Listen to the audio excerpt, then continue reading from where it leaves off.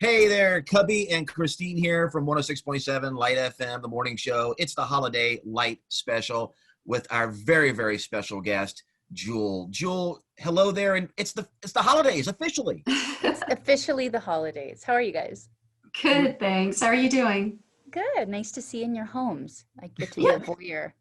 You know, you spend your whole life as a celebrity with people peering in on you, and now I get to return that favor and creepily try and judge everything in your house. Yeah, sorry, it's not too exciting back here. And Cubby, yours isn't real, so I full have a fake disclosure. background. You would see cats and a bad Right. window behind me. So you don't want to see this. But Jewel, it's so cool to have you here. I have to admit, when I first interviewed you 25 years ago, you did not have all these titles. I mean, singer, songwriter, poet, actress, New York Times best-selling author, a mental health expert. You've sold 30 million albums. You've done pretty good in the last 25 years. It's been a hell of a ride. It really is amazing. And congratulations. Where are you right now? And how have you been spending these last few months? Right now, we are in my guest room. My backdrop is made by a fan who's a really beautiful artist and sent me these scarves that he drew. The last few months have been okay. You know, it's one of the benefits of having studied mental health my whole life is you develop a strong skill set. So when there are these incredibly uncertain times, you do pretty good. And all of our kids in our youth foundation, I have a youth foundation that works with at-risk youth that usually come to us after multiple suicide attempts, and watching how they went through this experience with COVID was really inspiring because they did good, you know, as good as you can do through this. Yeah. Yeah, what have you found to be great coping mechanisms to get through this? Because it is very challenging. I think first is my motto of don't waste a good disaster. You know, if things are hard, like dive into it and learn everything you can. Do it to the best of your ability because it's happening either way. And if you really learn, things are going to come out the other side, maybe even better than when you went in. Um, I tell all the kids and all my adult and parent friends to turn the news off. Don't listen to the news. Like if it's making you crazy, if you're stressed and anxious, like when COVID was at its height, we got all of our information from medical websites, and I just stayed away from the news because I couldn't handle the level of, you know, histrionics that was coming. And it's not really great, even with the political action. Like I study stuff online, I stay away from the news because if it makes you crazy, stay away from it. It's not really educating you particularly.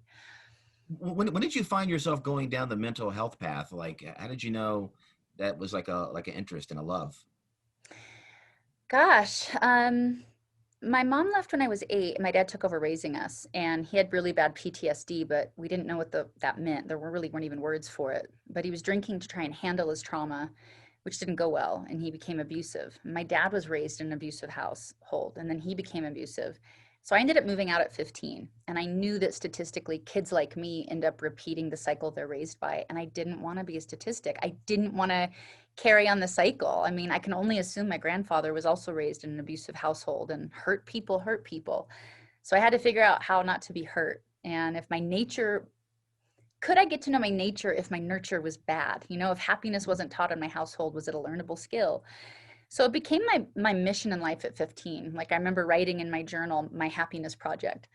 And I wanted to see if I could figure it out. And my life has just been a lifelong pursuit of that. My songs have been an extension of it. It's sort of my way of discovering how I'm doing and talking about how I'm doing and keeping track.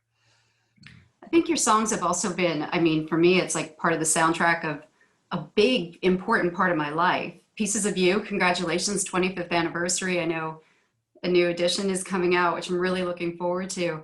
But music has been so therapeutic for me, for all of us. Is it for you when you're writing it and then when you're performing it as well? Yeah. You know, when I was 18, I moved to San Diego to take care of my mom. And I was working in a computer warehouse, and my boss propositioned me.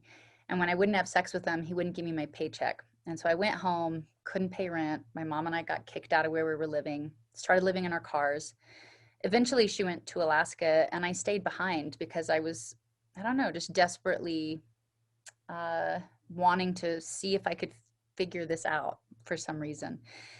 I was shoplifting a lot. I was stealing a lot. I was having panic attacks, agoraphobic, bad kidneys. I almost died in the parking lot of an emergency room because they wouldn't see me because I didn't have insurance. And one day I was in a dressing room and I was trying to steal a dress, and I was shoving this dress down my pants. And I looked in the mirror and I was like, I am a statistic. I did not beat the odds. This lofty goal when I was 15, 3 short years later, I'm going to end up in jail or dead if I don't do something about it. And I remember this quote for some reason by Buddha that says, happiness doesn't depend on who you are or what you have. It depends on what you think. And I was wondering, all right, I need to go back to this mission of, can I turn my life around one thought at a time? And that's when I started developing these exercises for myself and experimenting with what works, what makes me feel less anxious, what makes me feel more anxious, what was I thinking, feeling, or doing. And for some reason, I developed a talent for 2 things, writing songs and writing exercises that would help rewire me. And it just became this really lifelong passion. Wow. Well, you definitely turned your life around. And tell everybody about the 25th anniversary package of your album, Pieces of You, which comes out 1 week from today. Today is November 13th. So everybody get this on November 20th. Tell everybody about it. Yeah, it's been really neat looking back at that time and seeing, those songs I was writing. I started writing songs there because I didn't want to steal, and I stole a lot. So every time I wanted to steal, I made myself write a song. So you can thank me not stealing for a lot of this record. The reissue has a lot of different versions. One of my favorite versions is a deluxe edition. And so I made a lot of the record in a coffee shop in San Diego called The Interchange. And I pulled songs out of that. And that's why you hear clapping a lot in that record. So I went and found an entire show from that night where I walked on stage, we pushed record and, stop recording at the end. And we turned that into its own CD or piece of vinyl. So it's pretty embarrassing. It's like having your most awkward high school photo come to life where your eyes half shut and your bangs are bad. And then having that photo talk for an hour. It's really embarrassing because every thought that crosses my 18-year-old head spews out of my mouth between songs. So I get a little sweaty even just talking about it because it's pretty embarrassing, but I think fans are really going to like it. So I just decided to do it. Definitely. And I know you're doing a show on November 20th as well on the release date, a virtual concert. So are you going to revisit those songs, and how does it feel now performing them after all this time? Yeah, I've never sung this album in its entirety. I mean, I've never sung every song off this record in one spot. So I'm really looking forward to it. It's November 20th. I'm creating a huge art installation as a backdrop. I'm drawing like a 30-foot piece of art. And I'm just having a blast. I'm really looking forward to this. Of all your hit songs, by the way, which one are you tired of? Admit it. There has to be one song. You Were Meant for Me, hands Okay, down. that was quick. Yeah, it's funny. When I wrote that song, I wrote it with my friend Steve Poltz, and it was never my favorite song to sing. I thought it was dumb when I wrote it. I liked Who'll Save Your Soul and things that I thought were smarter. Now you try and write a song like that again. You're like, I hope I could write another one I think's dumb. That was really funny. That was really awesome. That But I always get happens. a little tired of it sometimes. And sometimes standing still, I get a little tired of. I don't know why. I still jam, by the way. Intuition is just such a great song. It's just one of my favorites, by the way. I love that record. It's funny Yeah. how controversial that was. When that Yeah. record came out, it pissed off so many people because singer-songwriters were not allowed to go pop. And I think it was Geffen that took me aside. He called me into his office. I thought maybe he wanted me to write for an artist, but he calls me down. He sits me down. I sit in this chair across from him. I'm like, am I in trouble? I feel like I'm in the principal's office. He goes, nobody wants this generation's Joni Mitchell to wear a miniskirt. You knock it the fuck off. And I was like, holy Oh my smokes. God. I really touched some nerves with that record, but I love it. I love Intuition. I think it's such a good jam. Yeah, it was a great song. Absolutely. Christine, should we talk Christmas with Jewel? Because after all, it's Yeah. officially the holidays right now. I mean, it's the holiday special and we're celebrating. You've got 2 holiday albums that are great. I know Winter Wonderland, we love playing that song on Light FM. It's really, really beautiful. Is there a favorite of yours, a favorite Christmas song? Gosh, I really got into the ballads. So I have a record called Let It Snow, and there are a lot of ballads on there. Christmas songs let you sing. I've never really written well for my voice, which sounds weird. I actually tackled that on my newest record I have about to come out, where I wrote better for my voice. But for some reason, doing Christmas records I love because it really lets me sing. So like Chestnuts Roasting on an Open Fire, those songs are all just beautiful, huge, soaring ballads. So I had fun doing them. I'll go ahead, Christine. Take one more question because I'm being distracted by my housekeeper. Oh, no, that's okay. She's vacuuming outside my door. Can you hear it, by the way? I No. don't. Okay, good. No, Okay, good. all right, good. And Jill, let's talk Christmas traditions. Is there one that you love that you have to do every single year? I write everybody a handwritten letter for Christmas. It's my favorite tradition. I have a huge stack of letters that I've gotten from my loved ones. So I think that's my favorite tradition. Now we ask this question a lot too. We're in New York, so do you have a memory linked to the Christmas season about New York? The Rockefeller tree lighting. I might have been doing my record Spirit at that time. I think Hands was a hit during that time, if I remember right. That was a pretty cool moment. Well, Hands, got us through September 11th. Of course, me and Christine were working at a different radio station. I'll say it; they're part of our company, Z100, and that was a very therapeutic song for us. Hands. Not to go back here, talking about Christmas right now, but that was quite a moment. Yeah, it's wild. I wrote the lyrics to Hands when I was homeless, just about how do I figure my life out and feel like I'm not a victim and believe in kindness and goodness. And to have that song so many years later not just become a hit for me, but then so many years later again comfort America during that time was such an honor. I think now as well, Cubby, that song comes into my head a lot, like during this whole time period, again, being a challenging time and not feeling in control, but what's something that I can add, that I can contribute and stay positive. And so again, that's such a gorgeous song. Thank you. Yeah, This really is a teledoc right now. You're helping a Jewel. Thank you. We should be paying you. You take insurance? You can Venmo me. What was your favorite Christmas song growing up? Is there one that you remember singing over and over again? My family were Swiss. They spoke Swiss German, so singing Silent Night in sort of Swiss and German was probably a Christmas memory. Right. Do you speak those languages as well? No, not really. Yeah. Shame. Now, how about growing up? I know you had a tough childhood, but were you able to have any normal Christmases? Christmas was great around our house. My whole family's creative. My grandmother was a poetess and an aspiring opera singer, and she taught all of her 8 children to play and write music. All my aunts and uncles write their own music, play their own instruments, paint, sculpt. It's just a very creative family. And all my cousins. Like, I'm definitely not the most talented. If you went to our Christmas gatherings, it was always a lot of singing and, a lot of passing the guitar around. So lots of great memories. Right. What about this year for you and your family? How do you think, how are you going to celebrate this year?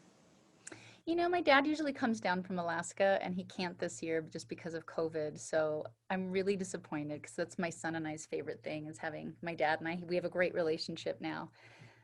So that'll be disappointing, but I live in the Rockies and there's a lot of snow and a lot of sunshine and life's good. We're okay. Hey, how do people become a part of this live show, this virtual show that you're doing that Christine mentioned a moment ago? Yeah, you can get tickets at my website, jeweljk.com, and there's tickets for the stream. Yeah, I'm really excited.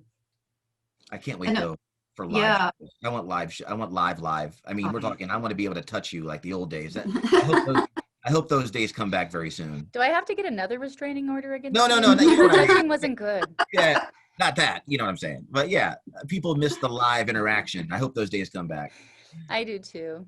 Yeah. The bright side for me of doing this, live, this concert of this record is that people from all over the world can tune in. True. And they usually can't, so I've never been to Chile, for example, in South America. I've never toured Africa. I rarely get overseas anymore. So for me, that's been really a plus side is because it is online and I'm doing it at a theater. So it won't be like a Zoom call and I'm having like 3 cameras. So hopefully it'll feel like a really good special, where you're really up close. Well, here's the problem though. Now you're going to have to say, how we feel in Chile? And then how we feel in Sweden? How we feel? And look at my phone for emojis, right. clap emojis. Do you have a special Christmas wish, something you're hoping for in 2021? I'll get all Pollyanna on us. I really hope that the whole world realizes that connection is really important. I think if COVID has taught us anything, it's that we need each other. We need a more meaningful connection than what we've been having. Just because we have phone connectivity doesn't mean we're connected in a way that really nourishes us and satisfies us. And COVID has really taught us that we need help and we have to rely on one another. And yeah, I just hope. It was a stunning thing to see the whole world fight the same thing at the same time. and it really, I hope, brought us together, and I hope it's something we can keep a connectivity around. Are there any final thoughts here before we let you go and maybe even perform a song again? I don't know, but anything you would like to promote? I sing Christmas songs all the time, so I'm super excited to do this show and wanted to thank you guys. My son too, we always sing Christmas songs year round in the house. He's always humming them. And anything else to promote?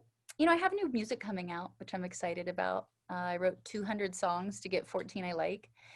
It's a really different style. It sort of has a soul kind of 70s R&B vibe.